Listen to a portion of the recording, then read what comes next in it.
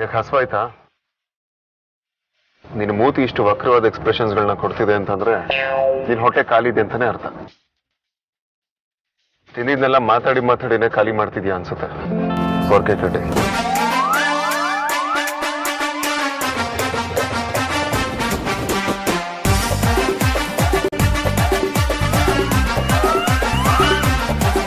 ತಮಾಷೆಗೆ ಹೇಳಿದ್ದು ಬಜಾರಿ.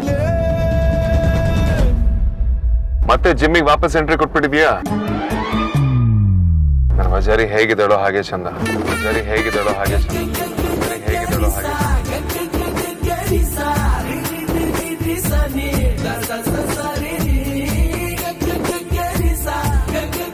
ಇರು. ಇಲ್ಲಿ ಚಾಟ್ಸ್ ತುಂಬಾ ಚೆನ್ನಾಗಿ ಮಾಡ್ತಾರೆ.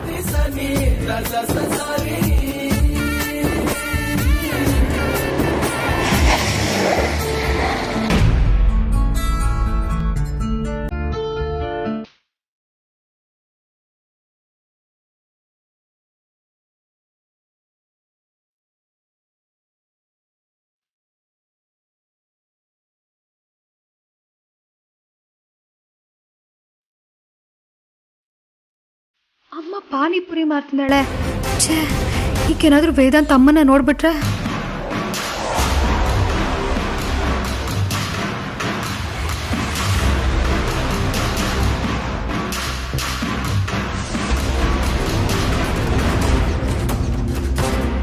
ವೇದಾಂತ್! ಫ್ರೀಕ್, ಯಾಕೆ ಕೂಗ್ತಿದ್ಯಾ? ಮೊದಲು ಇಲ್ಲಿಂದ ಹೊರಡೋಣ, ಅರ್ಜೆಂಟು. ಏಯ್, ಸಡನ್ ಆಗಿ ಏನಾಯ್ತು ನಿನಗೆ? ಆಗ್ಲಿ ಹಸು ಅನ್ನೋ ರೀತಿಯಲ್ಲಿ ರಿಯಾಕ್ಟ್ ಮಾಡ್ತಿದೆ.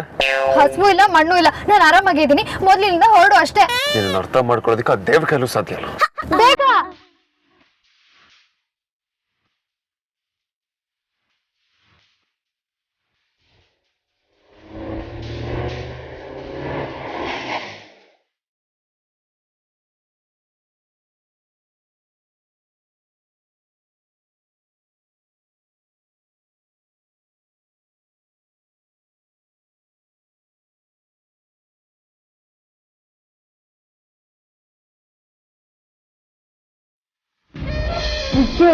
ಬಿಡಿ, ಇದನ್ನೆಲ್ಲ ನೀವ್ಯಾಕೆ ಮಾಡ್ತೀರಾ?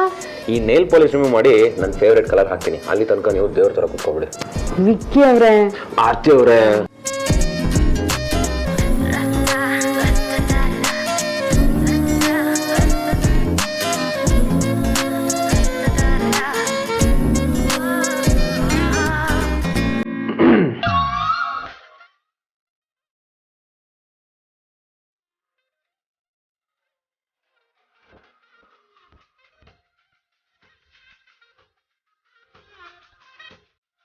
ಬರ್ಬೋದಾ? ಅಂತದೇನು ಪ್ರೈವೇಟ್ ಪ್ರೋಗ್ರಾಮ್ ಮಾಡ್ತಿಲ್ಲ ಬಾವ, ನೀವು ಬನ್ನಿ. ನಮ್ಮ ರೂಮಲ್ಲಿ ಇರೋ ಸೀನೆ ನಿಂದು ಆಯ್ತಲ್ಲ ಬಾಮಿದ. Today is a bad day for men. ಇವ್ರು ಕುಣಿಸ್ತಾರೆ, ನಾವು ಕುಣಿಬೇಕು. ಮದುವೆ ಆದ್ಮೇಲೆ ಗಂಡು ಮಕ್ಳಿಗಿಂತ ಹೆಚ್ಚು ಶೋಷಣೆಗೆ ಒಳಗಾಗೋ ಪ್ರಾಣಿಗಳು ಬೇರೆ ಯಾವ್ದು ಇಲ್ಲ ಬಿಡಿ. ಇದಿರಲ್ಲ ನೀವು ಸುಮ್ಮನೆ ಅಲ್ಲ. ನಾನೇ ಹಚ್ಕೋತಾ ಇದ್ರೆ ಬಾ ಹೆಂಡತಿ ಹಚ್ತೀನಿ ಅಂತ ಇವರೇ ಕರೆದ್ರು ಅಣ್ಣ. ಈಗ ನೋಡಿದ್ರೆ ನನ್ನ ಮೇಲೆ ಗೂಬೆ ಕೂರಿಸ್ತಿದ್ದಾರೆ. ಹೋಗ್ಲಿ ಬಿಡಮ್ಮ, ಅವನ್ ಕಷ್ಟ ನನಗೆ ಅರ್ಥ ಆಗುತ್ತೆ. ಅಣ್ಣ, ಕಾಫಿ ತಂದ್ಕೊಡ್ಲಾ? ಸರಿ, ಇಬ್ರಿಗೂ ತಗೊಂಡ್ ಬಾ. ಸರಿ ಅಣ್ಣ.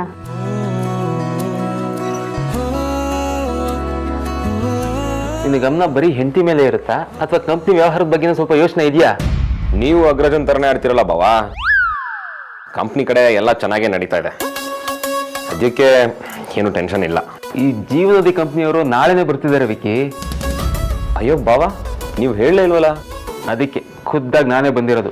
This is your big deal. ಈಗ ಬಿಗ್ ಡೀಲ್ ಅಂದ್ರೆ ನಾನೇನ್ ಮಾಡೋದು ಬಾವಾ? ಪ್ರೆಸೆಂಟೇಷನ್ ರೆಡಿ ಇದೆಯಪ್ಪ, ನಾನು ನಿನಗೆ ಫಾರ್ವರ್ಡ್ ಮಾಡ್ತೀನಿ. ಅದಿನ್ನೊಂದ್ಸಲ ನೋಡ್ಬಿಟ್ಟು ರೆಡಿ ಆಗು ಅಷ್ಟೇ. ಅಲ್ಲ, ನೀವಿರ್ಬೇಕಾದ್ರೆ ನಾನು ಯಾಕೆ ಅಂತ? ಇಲ್ಲಪ್ಪ, ನಿಮ್ಮ ಅಣ್ಣ ಖುದ್ದಾಗಿ ಹೇಳಿದರೆ ನೀನೆಲ್ಲ ನೋಡ್ಕೋಬೇಕು ಅಂತ. ಇದು ಮೋಸ ಅಲ್ವಾ ಬಾವಾ? ನನಗೇನು ಎಕ್ಸ್ಪೀರಿಯನ್ಸ್ ಇದೆ ಹೇಳಿ? ಎಕ್ಸ್ಪೀರಿಯನ್ಸು ಅದಾಗದೆ ಮೇಲಿಂದ ಉದ್ರಲ್ಲಪ್ಪ, ಕೆಲಸ ಮಾಡೋದ್ರಿಂದನೇ ಅದು ಬರೋದು. ನನಗೆ ಮದುವೆ ಆದ್ಮೇಲೆ ಜವಾಬ್ದಾರಿ ಬಂದಿದ್ಯೋ ಇಲ್ವೋ ಅಂತ ಚೆಕ್ ಮಾಡೋದಕ್ಕೆ ಅಗ್ರಜ ಮಾಡಿರೋ ಪ್ಲಾನ್ ಇದು. ಅವ್ರೊಬ್ರು ಇಲ್ಲ ಅಂದಿದ್ರೆ ಇನ್ನು ಪಕ್ಕಾ ಗುಂಡ್ರು ಗೋವಿ ಆಗ್ಬಿಡ್ತಿದ್ದೆ ಬಾಮೈದ. ಸರಿ ಕೆಲಸ ಕೊಡ್ತಾರೆ ನಿಮ್ಮಣ್ಣ. ಆಯ್ತು, ಏನೋ ಒಂದು ಮಾಡೋಣ, ಆದ್ರೆ ನೀವು ಹೆಲ್ಪ್ ಮಾಡಬೇಕು. ಅದಕ್ಕೇನಂತೆ ಮಾಡೋಣ ಬಿಡು.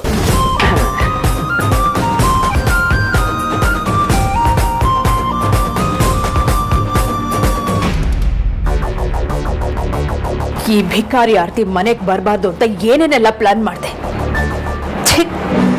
ಆದ್ರೂ ಕೊನೆಗೂ ಬಂದು ಸೇರ್ಕೊಂಡ್ಬಿಡ್ಲ. ಈಗ ಅವಳ ತಂಗಿ ಜೊತೆ ಈ ವೇದ ಅಂತೂ ಗಂಡ ಅನ್ನೋ ನಾಟ್ಕಾಡಕ್ ಹೋಗಿದ್ದಾನಂತೆ. ಛೇ, ಹುಚ್ಚಾಟಕ್ಕೂ ಒಂದು ಮಿತಿ ಬೇಡ್ವಾ?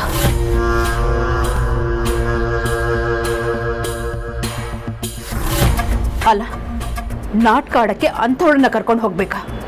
ನಾನ್ಸೆನ್ಸ್. ಅಲ್ಲ, ಇಲ್ಲಿ ಏನ್ ನಡೀತಿದೆ? ಈ ಸುಹಾಸಿನಿ ಹೆಸರು ಕೇಳಿದ್ರೆ ಮನೇಲೆಲ್ಲರೂ ಥರ ಥರ ನಡುಕ್ತಾ ಇದ್ರು. ಮನೇಲಿ ಅಷ್ಟೇ ಅಲ್ಲ, ಸೊಸೈಟಿಲಿ ಕೂಡ ಒಂಥರ ಭಯ ಆವರಿಸ್ತಾ ಇತ್ತು.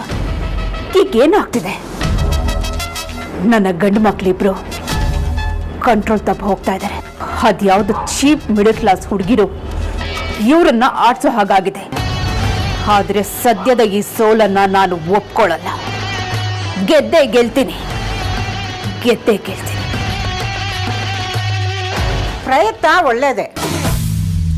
ಒಳ್ಳೇದು ಮತ್ತೆ ಕೆಟ್ಟಿದ್ರ ನಡುವೆ ಏನೇ ಸಮರ ನಡೆದ್ರು ಕೊನೆಗೆ ಗೆಲ್ಲೋದು ಒಳ್ಳೇದು ಅನ್ನೋದು ನೆನಪಿರ್ಲಿ.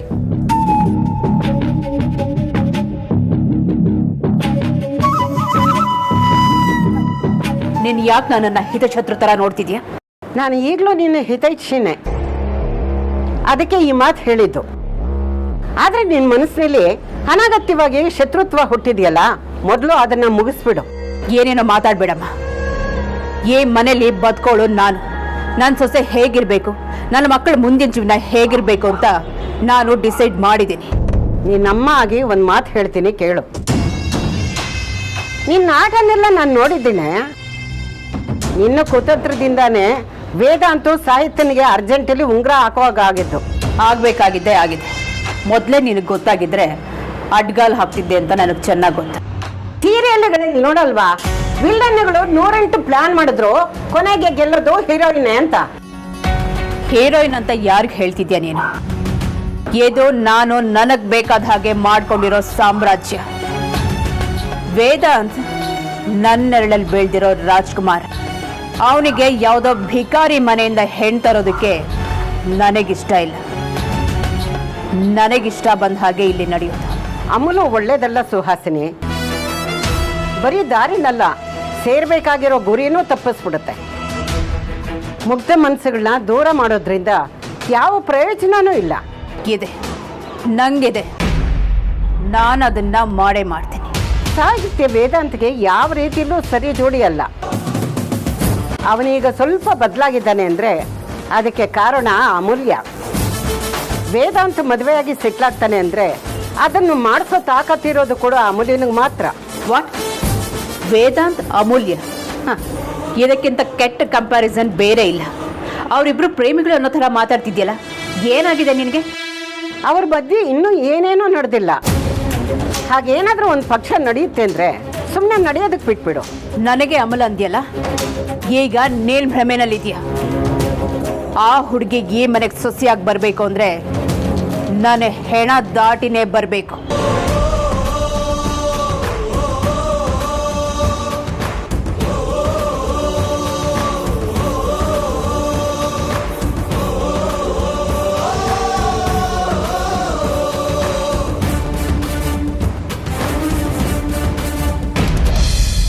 ಅಮ್ಮ ಯಾಕೆ ಪಾನಿಪುರಿ ಮಾರ್ತಾ ಇದ್ದಾಳೆ? ನಿಜಾನಾ? ಅಥವಾ ಯಾರಿಗಾದ್ರೂ ಹೆಲ್ಪ್ ಮಾಡೋಕಂತ ಅಲ್ಲಿ ನಿಂತಿರ್ಬೋದಾ? ಇಲ್ಲ ಇಲ್ಲ ಇಲ್ಲ, ಹೆಲ್ಪ್ ಮಾಡೋದಾಗಿದ್ರೆ ಆ ಗಾಡಿ ಮೇಲೆ ಅಮ್ಮನ ಹೆಸರೇ ಇರ್ತಿತ್ತು ಅಲ್ವಾ? ಅದಲ್ಲದೆ ಪಾನಿಪುರಿ ಕೊಡಕ್ಕೆ ಬಂದು ಒಂದು ಧ್ರುವನ್ ಥರನೇ ಇದ್ದ ಅಲ್ವಾ? ಅಂದ್ರೆ ಅವರಿಬ್ರು ಸೇರ್ಕೊಂಡು ಪಾನಿಪುರಿ ಮಾರ್ತಾ ಇದ್ದಾರಾ ಅಂತ ಅನಿವಾರ್ಯ ಏನಿದೆ? ಇವಳು ಅರ್ಥ ಮಾಡ್ಕೊಳ್ಳೋದಕ್ಕೆ ಆಗಲ್ವಲ್ಲ. ಇಷ್ಟೋ ತನಕ ಚೆನ್ನಾಗೇ ಇದ್ಲು, ಈಗ ಕಳೆದು ಹೋಗಿದ್ದಾಳಲ್ಲ. ಅಮೂಲ್ಯ, ಅಯ್ಯೋ ಓಕೆ? ಏನಾಯ್ತು? ಅಯ್ಯೋ ಓಕೆ? ಓಕೆ. ನೀನು ಇಲ್ಲೇ ಹೇಳ್ಕೋತೀಯ ಅಥವಾ ಮನೆವರೆಗೂ ಡ್ರಾಪ್ ಮಾಡ್ಬೇಕಾ? ಬೇಡ ಬೇಡ, ಇಲ್ಲೇ ಇಟ್ಕೋತೀನಿ.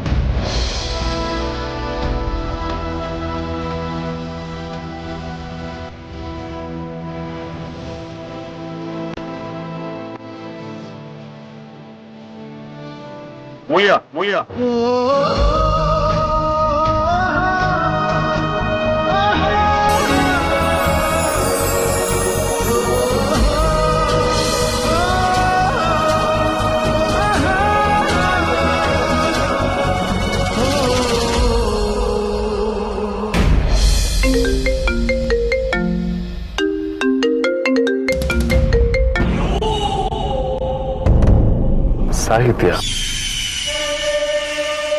ಈ ಸಾಹಿತ್ಯದ ಅತಿ ಆಯ್ತು. ಎಲ್ಲ ಕಡೆ ನನಗೆ ಅಡ್ಡ ಬರ್ತಿದ್ದಾಳೆ.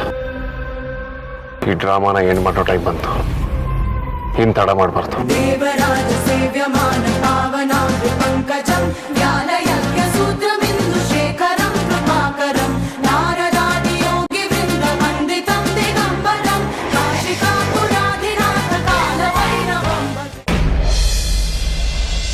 ಆದ್ಯ ತಗೋಕೊಡಿ. ಅಮ್ಮ ಏನಮ್ಮ ಇದು? ಈ ಕಲರ್ ಜ್ಯೂಸೇ ನಾನು ನೋಡಿಲ್ಲ.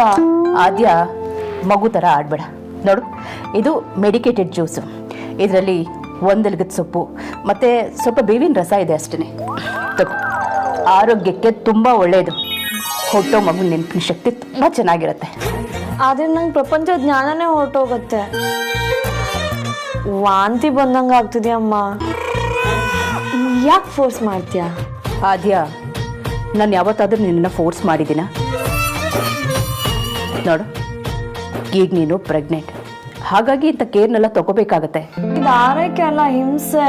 ನೋಡು, ಬಾಯಿಗೆ ಯಾವುದು ಕಹಿ ಅನ್ಸುತ್ತೋ ಹೊಟ್ಟೆಗೆ ಅದು ತುಂಬ ಒಳ್ಳೆಯದು. ಇದು ನಿಮ್ಮ ಅಜ್ಜಿಯಲ್ಲಿರೋ ಪಥ್ಯ.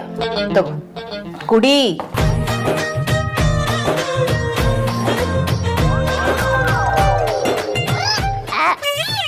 ನಿಜವಾಗ್ಲೂ ಆಗ್ತಿಲ್ಲಮ್ಮ. ಇನ್ನು ಒಂದೇ ಒಂದು ಸಿಪ್ ಕುಡಿದ್ರು ಹೊಟ್ಟೆದೆಲ್ಲ ಆಚೆ ಬಂದ್ಬಿಡತ್ತೆ. ನೋಡು, ನೀನು ಹೀಗೆಲ್ಲ ಹಠ ಮಾಡಿದ್ರೆ ನಾನು ಕೇಳಲ್ಲ. ಕುಡಿಬೇಕಂದ್ರೆ ಕುಡಿಬೇಕಷ್ಟೇ. ಕುಡಿ.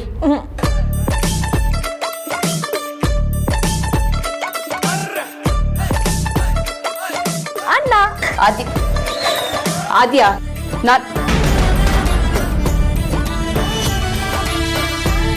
ಅಣ್ಣ ಸೂಪರ್ ಆಗಿದೆ ಗೆಟಪ್ಪು. ಯಾಕೆ ಹೀಗೆ ಓಡ್ ಬರ್ತಿದ್ಯಾ?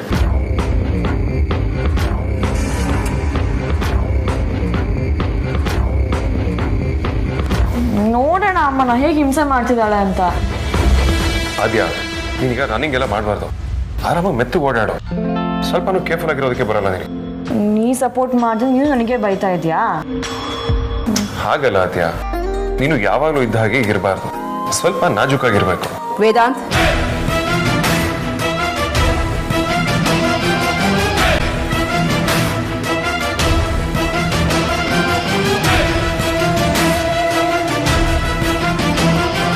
ಅಮ್ಮ, ನಾನು ಸ್ವಲ್ಪ ಫ್ರೆಶ್ ಆಗಿ ಬರ್ತೀನಮ್ಮ. ಒಂದು ನಿಮಿಷ, ನಿನ್ನ ಹತ್ರ ಮಾತಾಡಬೇಕು. ನೀನು ಯಾಕೆ ಹೀಗಿದ್ಯಾ, ಈ ವೇಷ ಯಾಕೆ, ನೀನು ಏನು ಮಾಡಿದೆ ಅಂತ ನಾನು ನಿನ್ನನ್ನು ಕೇಳಲ್ಲ.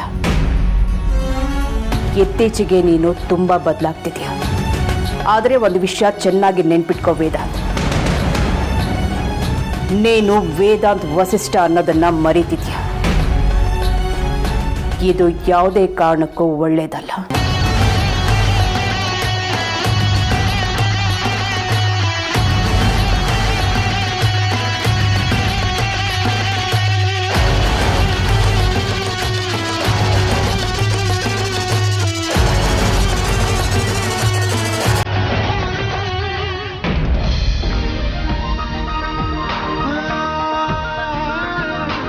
ರಾಜಾ, ಇಟ್ಕೋ. ಅಮ್ಮ, ಇದನ್ನ ನಾನು ಇಟ್ಕೊಳ್ದೆ ಅರ್ಥನೇ ಇಲ್ಲ. ಇದೆಲ್ಲ ನಿಮ್ಮದು, ನೀವು ಇಟ್ಕೊಳ್ಳಿ. ಹಾಗಲ್ಲಪ್ಪ, ನೀನು ನನಗೆ ಹೆಗ್ಲಾಗಿ ನಿಂತಿದ್ಯಾ, ಎಷ್ಟು ಕಷ್ಟಪಡ್ತಿದ್ಯಾ. ಇಟ್ಕೋ. ಬೇಡ ಅಮ್ಮ, ನೀವು ನನ್ನ ಮಗ ಅಂತಿರಲ್ಲ, ಅದಕ್ಕಿಂತ ಬೇರೆ ನಂಗೆ ಏನೂ ಬೇಕಾಗಿಲ್ಲ. ಅಯ್ಯೋ ನೀನು ಅಮ್ಮ, ನೀವೇನೋ ಲೆಕ್ಕಾಚಾರ ಮಾಡ್ತಿದ್ರಲ್ಲ, ಮಾಡಿ ಮಾಡಿ. ಇದಾ ಏನಿಲ್ಲ ಕಣೆ, ದಿನಸಿ ತಗೊಂಬ ಅಂತ ಹೇಳ್ತಿದ್ದೆ ಅಷ್ಟೇ. ಓ ಹೌದಾ? ಆಚೆ ಪಾತ್ರೆನೆಲ್ಲ ತೊಳಕಿಟ್ಟಿದ್ ನೋಡ್ದೆ, ತೊಳ್ಕೊಡ್ಲಾ? ಓ ಅದಾ? ಅಯ್ಯೋ, ಇವತ್ತು ಹೊರಗಡೆ ನೀರು ಬಂದಿಲ್ಲ ಕಣೆ. ನಾನೇನು ಮಾಡ್ತೀನಿ ಗೊತ್ತಾ, ಆ ಪಾತ್ರೆನೆಲ್ಲ ಅಡುಗೆ ಮನೆಗೆ ತಗೊಂಡು ಹೋಗಿ ನಾನೇ ತೊಳೆದು ಬಿಡ್ತೀನಿ. ಹೌದಾ? ಸರಿ. ಸಂಜೆ ನೀನು ಎಲ್ಲೋಗಿದೆ ಅಂತ ಅಪ್ಪ ಕೇಳ್ತಿದ್ರು, ಎಲ್ಲೋಗಿದ್ದೆ?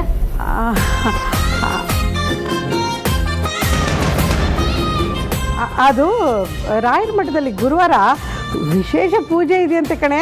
ಅದಕ್ಕೆ ಆ ರಾಜೇಶ್ವರಿ ಇದ್ದಾಳಲ್ಲ, ನೀನು ಬರ್ತೀಯಾ ಅಂತ ಕೇಳಕ್ಕೆ ಹೋಗಿದ್ದೆ ಅವಳನ್ನ, ಅಷ್ಟೇ. ಹೋ, ರಾಯರ ಮಠದ ಹತ್ರ ಪಾನಿಪುರಿ ಮಾಡ್ತಾರಲ್ಲ ಅದೇ ಮಠನಾ?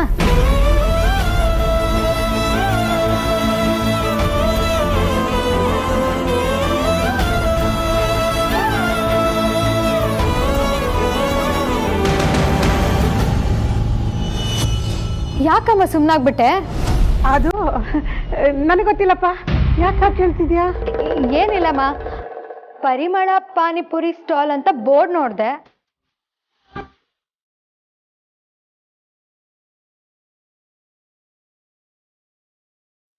ಅದು ಅಲ್ಲದೆ ನಿಂತರನೇ ಅಲ್ಲಿ ಒಬ್ರು ಪಾನಿಪುರಿ ಮಾರ್ತಾ ಇದ್ರು.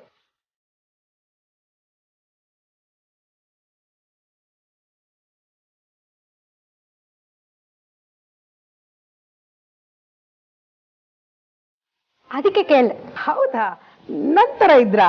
ಇನ್ನು ಎಷ್ಟು ಸುಳ್ಳು ಹೇಳ್ತೀಯಮ್ಮ?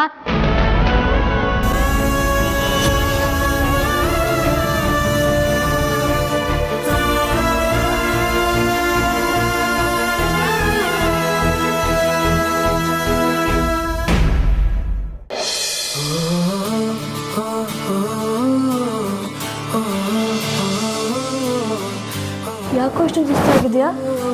ಸುಸ್ತಾ? ಮೈ ಗಾಡ್, ಈ ಮೇಕಪ್ ಗೆಟಪ್ ಎಲ್ಲ ನನಗೆ ಹಾಗೆ ಬರೋದಿಲ್ಲ. ಯಾಕೆ ಯಾರು ಮಾಡ್ದಿರೋದನ್ನ ಮಾಡ್ದೇನೋ ಥರ ಮಾತಾಡ್ತಾ ಇದೆಯಾ? ಈ ಡೈಲಿ ಮೇಕಪ್ ಹಚ್ಕೊಂಡು ಆ್ಯಕ್ಟ್ ಮಾಡ್ತಾರಲ್ಲ, ಅವ್ರನ್ನ ನೋಡಿದ್ರೆ ಗೊತ್ತಾಗಲ್ವಾ? ಏ, ದಟ್ಸ್ ಟ್ರೂ. ಈ ಡೈಲಿ ಮೇಕಪ್ ಹಾಕೊಂಡು ಆ್ಯಕ್ಟಿಂಗ್ ಮಾಡ್ತಾರಲ್ಲ ಎಲ್ಲ ಆರ್ಟಿಸ್ಟ್ಗಳಿಗೂ ನನ್ನ ದೊಡ್ಡ ಸಲ. ನಾನು ಒಂದು ದಿನ ಅದನ್ನು ಹ್ಯಾಂಡಲ್ ಮಾಡೋಷ್ಟೊಳಗೆ ಸುಸ್ತಾಗ್ಬಿಟ್ಟೆ. ಸುಮ್ಮನೆ ಡವ್ ಮಾಡಬೇಡ, ನಿಂಗೆ ಅಂಥ ಸುಸ್ತೇನೂ ಆಗಿರಲ್ಲ ಬಿಡು. ಯಾಕಾಗಿರಲ್ಲ? ಯಾಕೆ ಅಂದರೆ ಎನರ್ಜಿ ಬೂಸ್ಟರ್ ಜೊತೆಗೆ ಇದ್ಲಲ್ಲ ನಮ್ಮ ಅಮೂಲ್ಯ.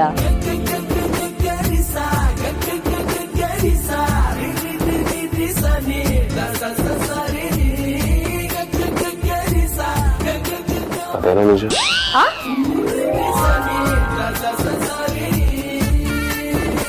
ಸಾರಿ, ಏನಂದ್ರೆ ನೀನು? ಏನಿಲ್ಲ ಬಿಡು.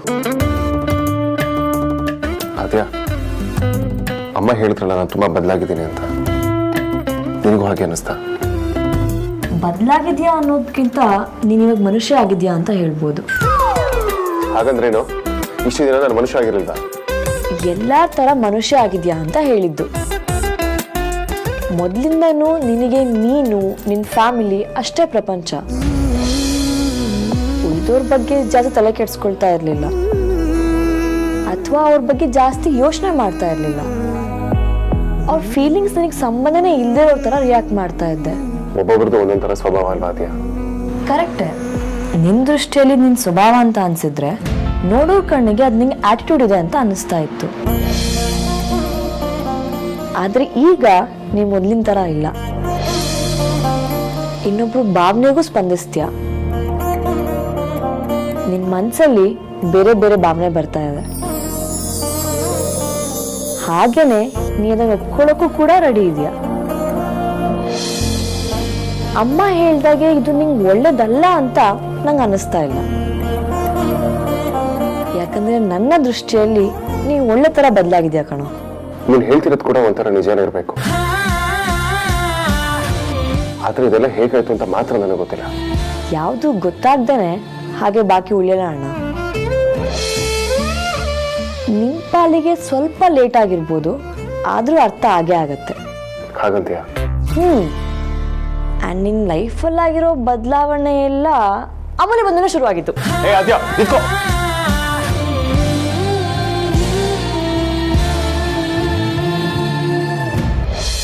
ಅಮೂಲ್ಯ,